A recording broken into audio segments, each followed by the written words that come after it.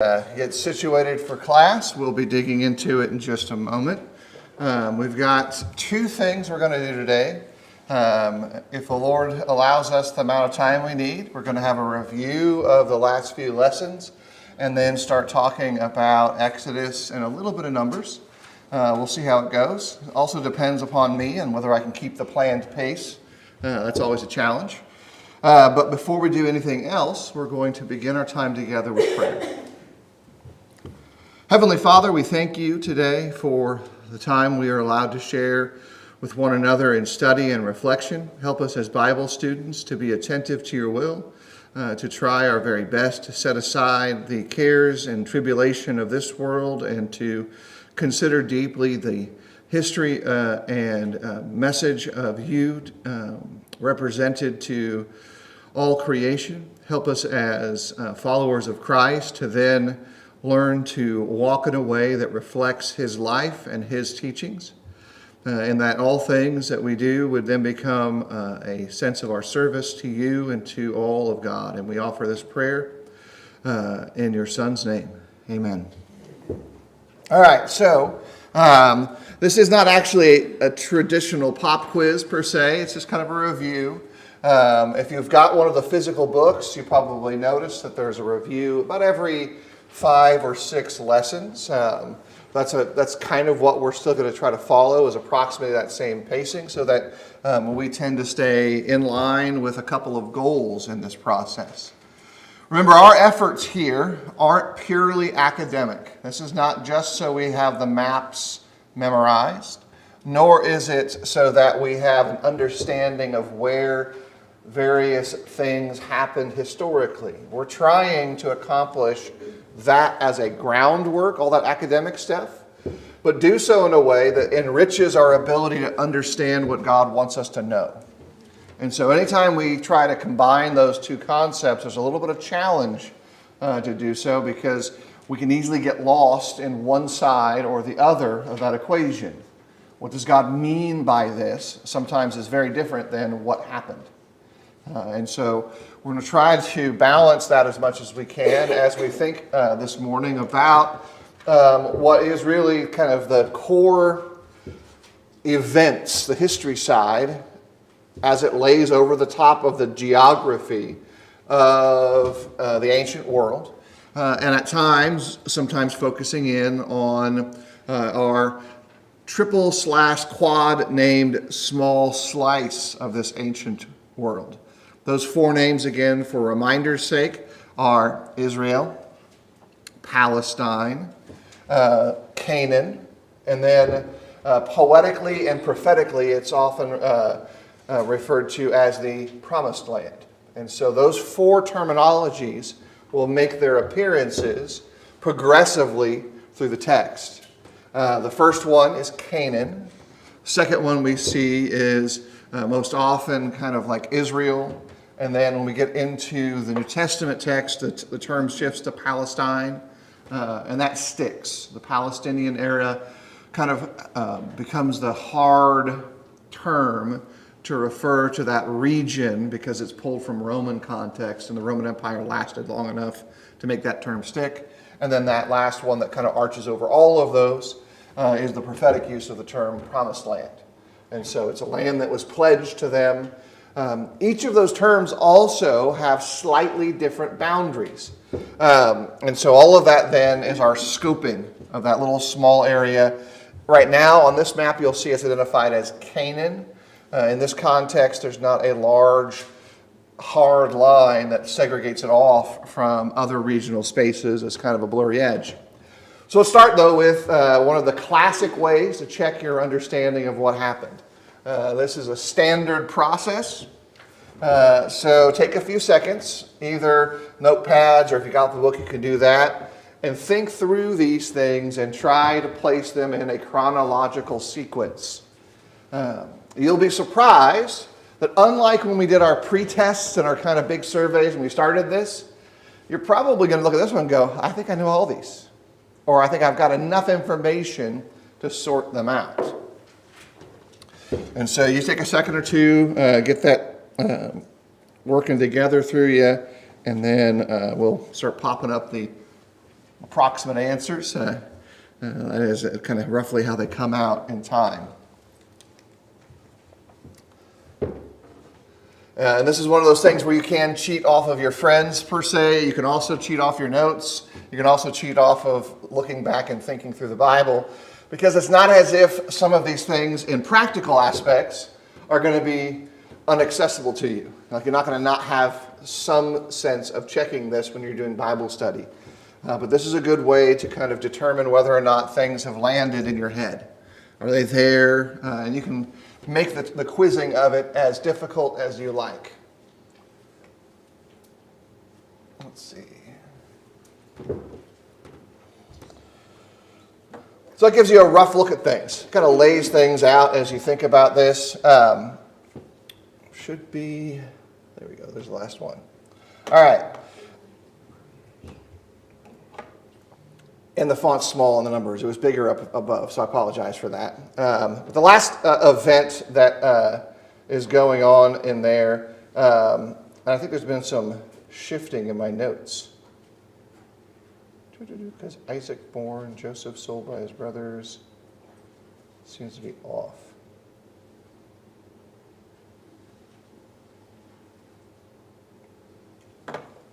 All right, hold on a second. I'm checking my own notes here. Creation, first sin, King, flood, Babel, called Abram, promises to Abram, 8 Sodom and Gomorrah,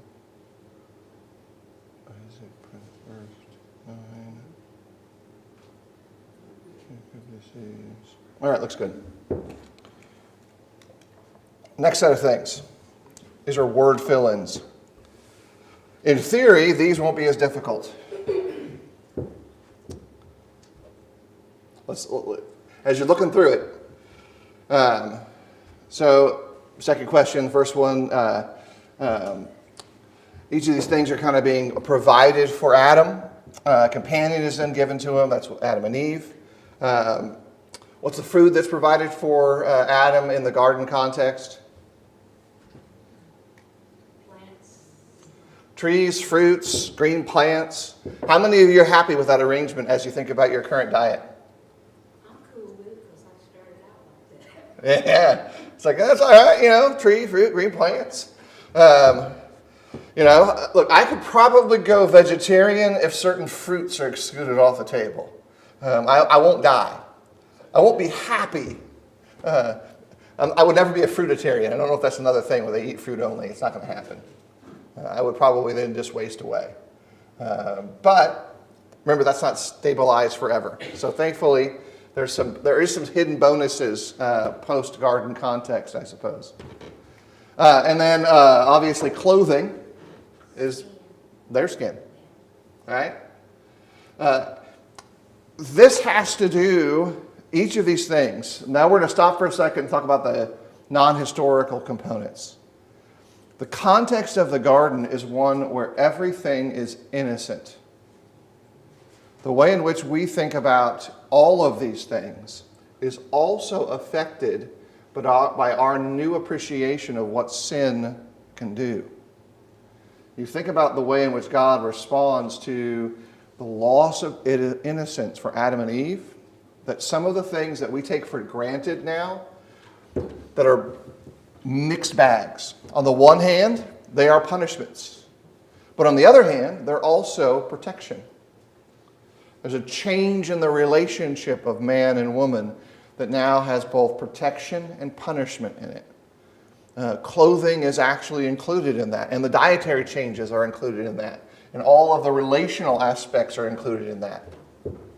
That shift harbingers a perspective of the way in which the world functions post-garden.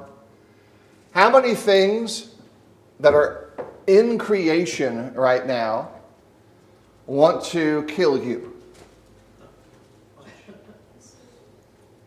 Animals. How many of those animals, if they were allowed to do so, and we stopped caring and being stewards, would just straight want to end you? Not because of their intellect, but because of their existence.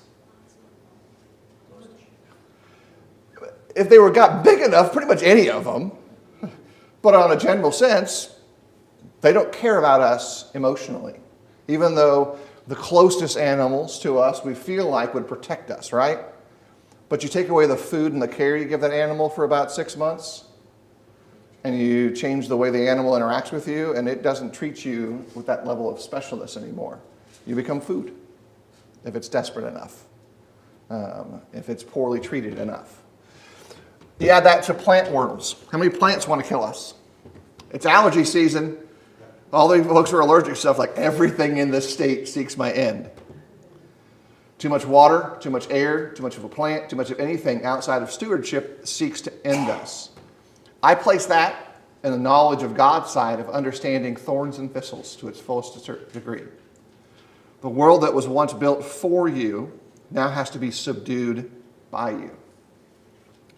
Pretty much in a general sense. And so you're seeing that big picture flip open. It's like a big canister just opened up. That also kind of perhaps shifts your understanding of how you start thinking about what's going on with the narrative of the tree and the forbidden fruit, which, by the way, we don't actually know exactly what that fruit is, nor is it a big deal. It doesn't matter if it was any particular plant or thing. It was very explicitly said, don't do that. And they did it, then they did the thing. It's very likely that we're talking about something that isn't actually accessible to us at all. And I say that because there's a nice big wall of angels, no-go, no-pass zone in the text. It says you can't go back to that. And so it's not like it's a fruit we can continue to access. The word there is nondescript. And furthermore, apple is the least likely option, even though that's the most artistic rendition of it. Then they were given, that specific rule in there, don't eat the tree. Don't eat of the tree as is grammatically laid out. And you think about this. This actually structures what would be the bare essentials of a covenant commitment. There's blessings, there's curses, there's an expectation. You could define it and categorize it as a universal covenant if you wanted to, between God and man, but in all senses, really, it's just a good understanding of this is how relational conversation works when there's an authority structure. Okay, here's some standards, here's some behavioral expectations. They knew sin as a consequence of that choice. They knew the pain involved in life and the toil and the work on the ground, and death took on a new sense. You'll notice that the concepts of these things aren't fleshed or filled out before or afterwards. Again, think about the presentation of Adam and Eve in the garden, innocence.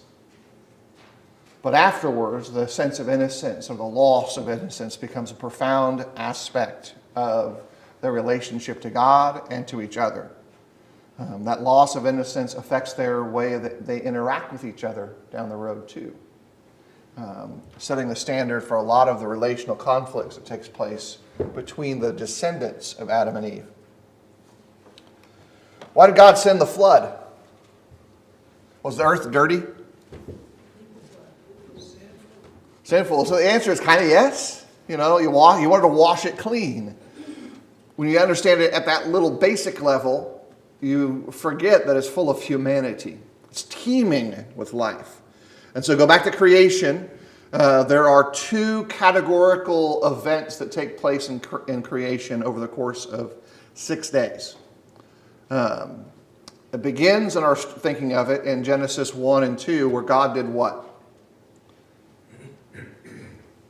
God created in Genesis 1 and 2. And then in the days 1, 2, and 3, from what was created, he forms. So he formed everything in days 1, 2, and 3. He took what was created and he starts shifting it into its various places. This is the act of creation continuing, and he declares that it be so this way. And then in days 4, 5, and 6, he fills, right? Text shifts each of those days, and what was created is now filled, teeming with life. And as much as we identify very clearly that the primary problem that takes place is a corruption of mankind upon the earth, note that everything that was teeming with life is also going to be subject to the same punishment. Yes, the text identifies and recognizes, and we'll see this a couple times throughout the story of the scriptures, that a small contingent of humanity is kept safe on the ark, and a secondary contingent of animal life and animal kind.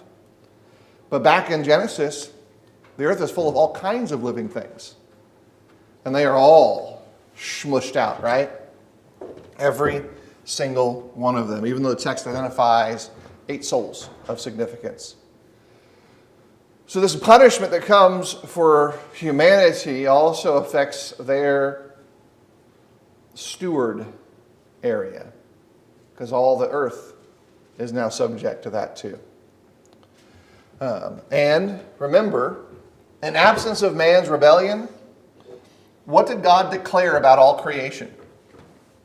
Good. It was good.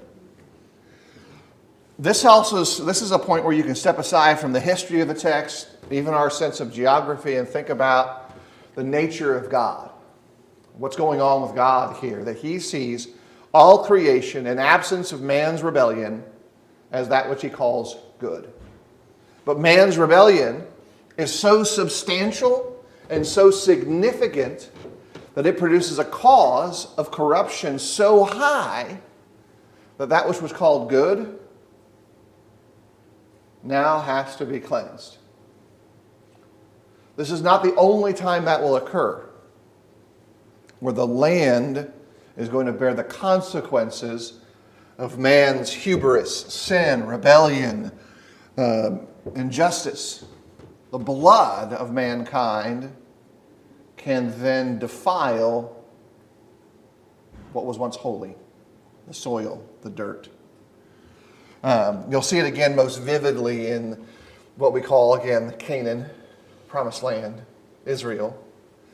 A couple times even inside the text where they'll say, hey, you are standing on sanctified land, holy land. So post-flood is where we have a textual statement that now everything is good. This is going to be a couple of times where the dietary spacing of Israel is going to be expanded or restricted. So what's the other one that comes up that we're most noted that's going to be restricted from Israel's diet eventually? Certain kinds of meat, pork in particular. Not only pork, there's certain kinds of other parts of living animals that are not allowed to be part of their diet that have to be excluded because they are no longer considered clean. Keep in mind that every single instance that we're seeing going from this point forward are not given because that's a better metabolical diet or a healthier diet. The included instructions inside the scriptures as to why these things are that way is that God said Israel shouldn't eat it because it would make them unclean in his presence. Not because all of a sudden their lifespans would be reduced or they wouldn't live as long. They're almost uniquely tied to God declared them unclean. In the same way that a number of other things are equally called unclean. There's no categorical difference between them. So paying attention to it again starts to show us, hey, there's some divergence of God's instruction taking place. God's instructions had gone from holistic instruction in Genesis 1, 2, and 3 to I'm giving you separate levels of instruction. These things have to do with my spiritual relationship with you as my people. These things have to do with aspects of you as a nation interacting with other nations. And then some things are actually going to come through, eventually being given as what we would consider today medical advice that are included in the biblical text. The most clear example of this distinction is when Paul passes on, inside an inspired message, medical advice to Timothy. Well, do you guys remember what that advice was? Yeah, the advice went from stop drinking just water, in essence. You got a stomach problem, you should take a small amount. And it doesn't actually tell us all the details, but we all kind of recognize that's medical advice. And we kind of also make an assumption, based on the history of that setting, that Luke is traveling with them, that probably Luke is saying, hey, do what every doctor on the planet tells you to do, the right thing for your health. So there's a shift there, and the knowledge is starting to branch out. So that tells us that when we're paying attention to the biblical text, we now have to become better students. Not everything is purely moral instruction. We learn that actually in Genesis 3. When the devil comes in and lies, that's not positive moral instruction. That's our first case of a bad example recorded in the Bible. This becomes what not to do. It's not purely moral instruction, but it fits in that category. And then it's going to grow. You're going to see lots of bad actors show up in this story that we have to learn to sort through. What promise, though, does God make to Noah in this event? Got one up there. What's the second one?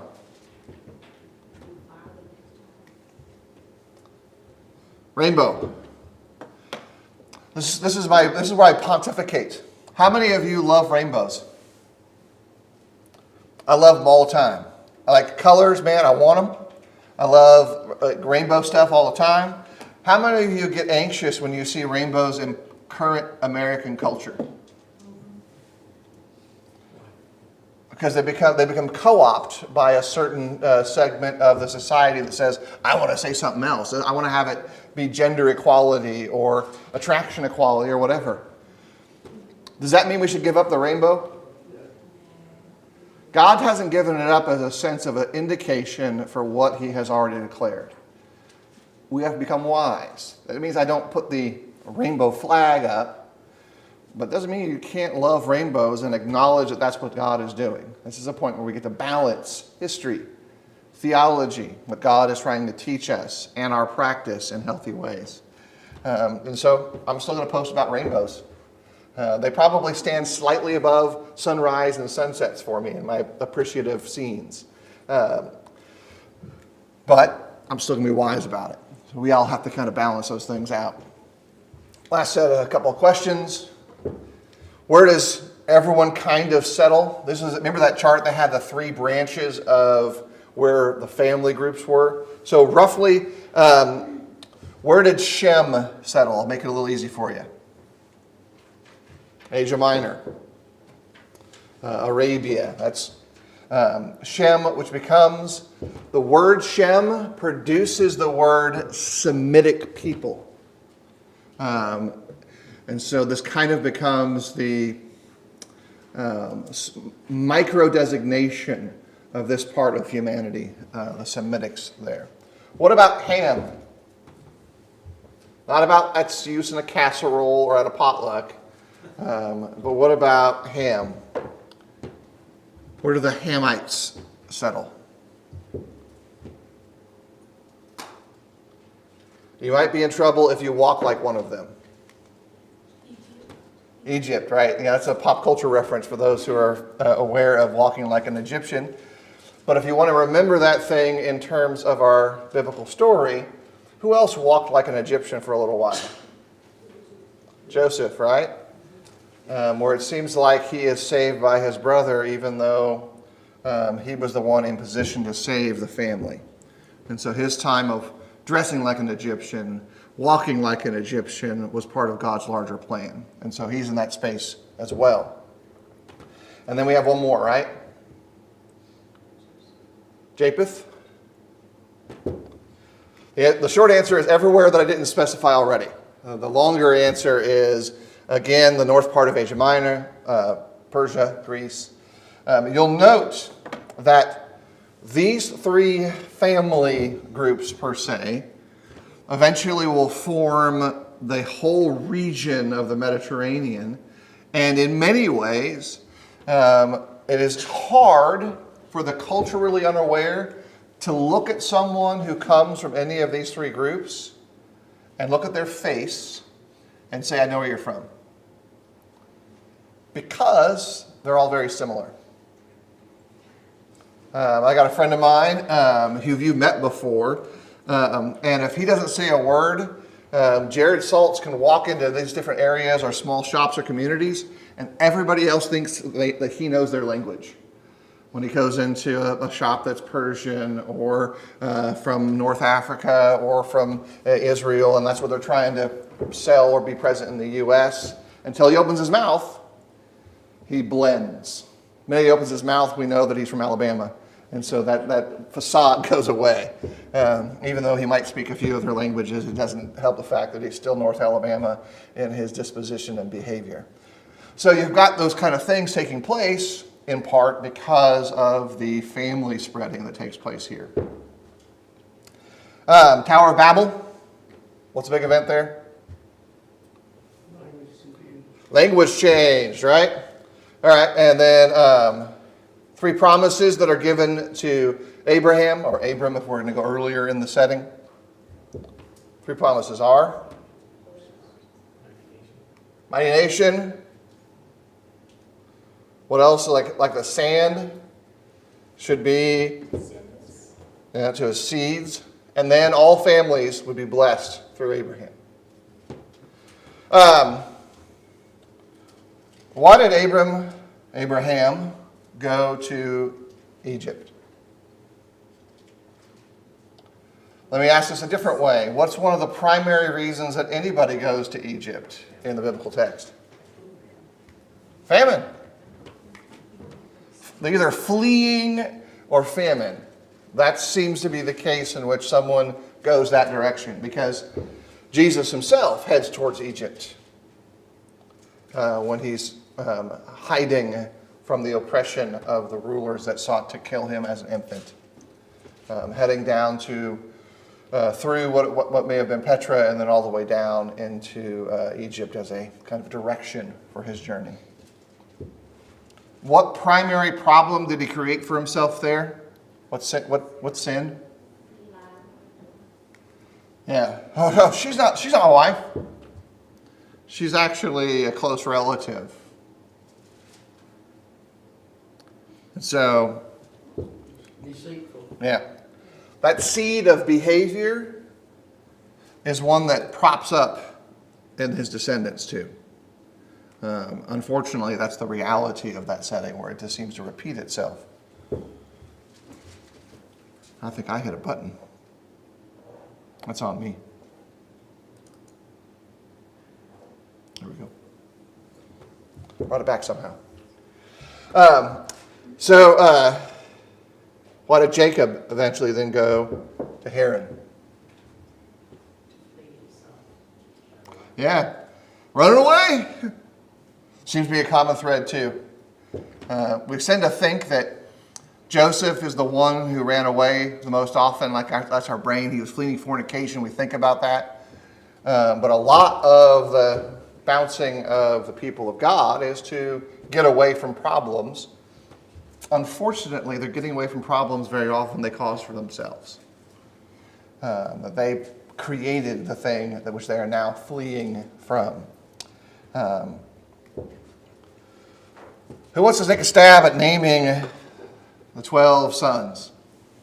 Who wants to make themselves a victim to their own hubris? 12 tribes. It's like, oh.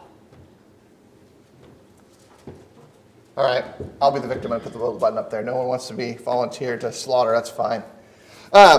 This is how this plays out, though. This is the creation of what will become the core of how we think about Israel for a while.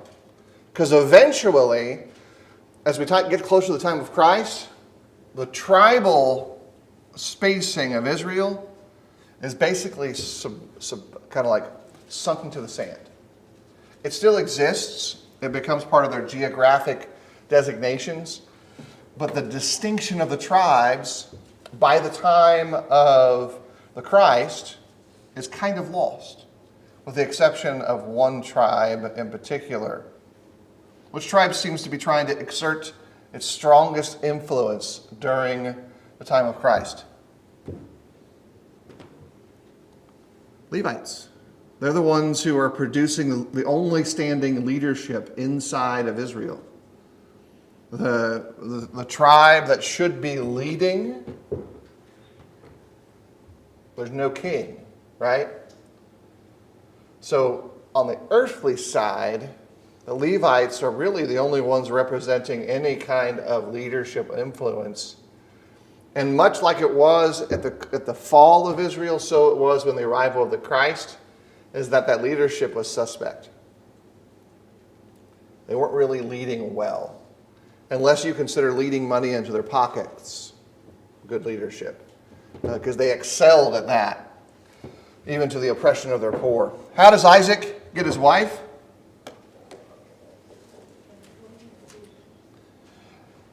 Yep. So the standard okay, let me rephrase this. This is actually, we're going to change this question up a little bit. How does anybody of patriarchal note seem to find their spouse in the Old Testament? What was that? Family. So they're going to go to a family connection because of the expectation of it staying within Israel. Where do they tend to find them? At the wells. So you can catch this. It's a uniform trait inside the biblical text. Somebody needs to get married? We got to go to a well. When they get there, they all do somewhat the same thing. I'm really strong. Let me show you how strong I am. Or, I'm really wealthy. I went to the well by sending my servant to the well. I'm really helpful. I went to the well and I helped people. In all those cases, they are demonstrating, every single one, culture and stability. That I'm from your culture and I can provide. Now, there's a theological thread we can connect, because that goes to Jesus when he's at the well with a woman from Samaria, and they're like, hey, Jesus is going to get married. Why are you talking to that woman? And Jesus is like, no, I'm not marrying her. Because why are you talking to a woman? And his whole conversation is about marriage when he's talking to her. That's not his purpose, right? So theologically, we think one thing, but Jesus is actually doing another thing there. But also know this. I've said this a couple times. One of the biggest things that people thought about in the biblical account of this era isn't about dirt. It's about water rights. They negotiate solutions to water rights. These wells become the center of their communities. And so while there's the incidental or intentional aspect of wells being where people meet their spouses, there's the practical one. This is where everyone interacted. This is the spot where everyone met everybody else.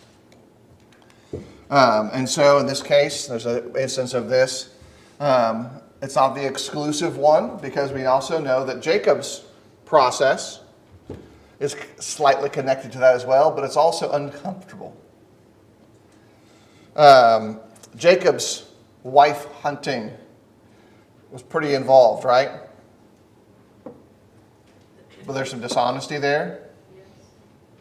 There's some trickery on the part of the participants there.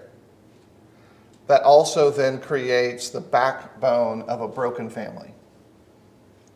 It's not a healthy home as we would want it to be in some ways. And yet it's still the one that's working forward towards God's plan. Why did Joseph say that he was in Egypt eventually? We've hinted at this already. What's his final summation of why he ended up in Egypt? Is it because his brothers hate him? He was there for God's plan to save his people. Yeah. God sent him there.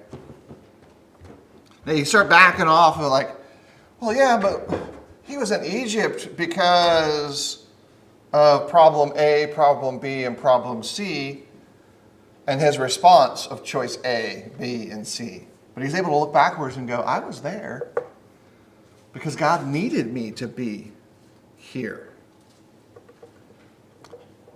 This is where you kind of get that theological bonus thing and think about your own experiences and go, yeah, I thought I was going to do X, but in retrospect, I ended up doing Y and Z because God was able to accomplish things. This is one of those things where you can kind of think past tense.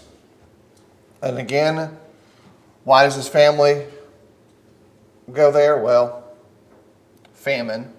And then here's the elevated challenge of the biblical text. I think it's important for us to do. We tend to connect the stories to the male heads of the house. There's lots of historical reasons why that's the case in the literature of the era, but do you know that there are women in the Bible? I mean, that's just general. We understand that, right? How many women in the Bible are incredibly crucial to the story of Christ? All of them. Right answer. Every single one of them. How many of them are surprisingly good when we don't expect them to be? All of them. A lot of them are. Some of them aren't. Some of the women in the Bible are not that great, and they're actually crucial to the story. But most of them are really special and unique and created in ways that are advantaged towards the kingdom. But they're not all perfect. Just like all the men aren't perfect. They are broken by their sin just as much as everybody else is. But it's important for us to acknowledge that there is pairing that takes place, that without that pairing, the story doesn't go forward. They're necessary just as much as the patriarchs are necessary. The reason we emphasize them are lots. Some of it has to do with the way the Bible is written. Some of it has to do with the structure of God's plans. Some of it, though, is on us that we tend to forget that. And so these questions here are designed to think about the rest of the story. So who is Keturah? Yeah. And remember, when we talk about these various marital commitments inside of the Old Testament particularly, I want to make a quick point. Not all of the Old Testament marriages were given with the intent to produce seed as progeny from. As an example, the wives that David left for Solomon to inherit, they weren't intended for him to then go and produce children from. These are marital covenants that were designed to bind the families together. He inherited them into the large sense of the household. That meant he had to provide for them still and treat them as if they were his spouse. Now, Solomon also took on extra wives that has that normal connotation, and he took on covenant wives, and he took on mistresses and second-tier wives. So there's a whole basket. But understand that there's some of that going on here even, where you have servant wives. Midwives isn't the right term. We sometimes use that. These servant wives were often contractual because they came in the dowry. Contractual in that the primary wife couldn't bear a child, and so they took on a servant wife to have a vassaled child through that would have inheritance through the primary wife's line and be, in essence, taken from that servant wife and adopted. But they didn't do that all the time. And so when we think about that, we're thinking about all of these relationships. Rachel, who's the husband? Mm-hmm. This one should be easy for us. Who's Eve's spouse? Yeah. What about Rebecca? Yep. And then Sarah or Sarai? Abraham. Milcah? Bilhah? Yeah, your answer is correct though. You know, you've got the maid status. And that, by the way, does that create conflict in that house to have these maids now being elevated in a relational status? Conflict with everybody. Yep. And then Leah? And Zilpah. So you think about that. The way in which these wives had ranking and status, and they behaved that way. Often believing that because they brought forth child, that they should be the favored spouse. Culturally, that's a big thing. That's actually where their perception of wealth would exist. By the way, the math already tells me that I'm not going to get into Exodus this morning, so you can get non-nervous about the map and everything. I kind of figured that was a risk I was taking. It's okay. Can I say? Absolutely. Go ahead. Just a question. It's really a comment more than anything. We talked earlier about how important the women were, and a lot of them, as you pointed out, were not the best. But that was all in God's plan, so they were all necessary. It was in God's plan, whether they were good or bad, to do what they did in order for the progression. Yeah, this is the way I think about it. God has individuals, and their choices are inclusive in his ability to plan the future. He still gives them the same opportunity to do good with wherever they're found. That's why Bathsheba is so spectacular. Everything around Bathsheba is awful. And so she effectively then makes the best of a horrible situation. And you know, you can't appreciate all of it because we don't actually have all of her story. But I do know that everything around her falls apart, and yet she is able to still continue to be involved in God's future workings. Because her first husband is killed by an awful king's decision. She is pulled into a relationship by his power, and yet she chooses a position that allows her to continue to raise her child and put him in a position for future good. And even though he fails in some parts of his life, his early behavior is indicative of someone who wants to seek God. And so her presence there certainly should be afforded as a connector to that early attitude and the early mindset. All right, so one last section for this, thinking about the people units. This ties back together, where these things are. Who is identified as the father of the Canaanites? He comes more specifically out of Canaan, who is in the Ham space, not the potluck kind, the people kind. Edomites, Esau, right? Midianites, this is another easy one. Midian. It's nice when they line up that way. They don't all do. Israelites. And by the way, here's a bonus question. What is the sense or basic meaning of Israel when it's first introduced?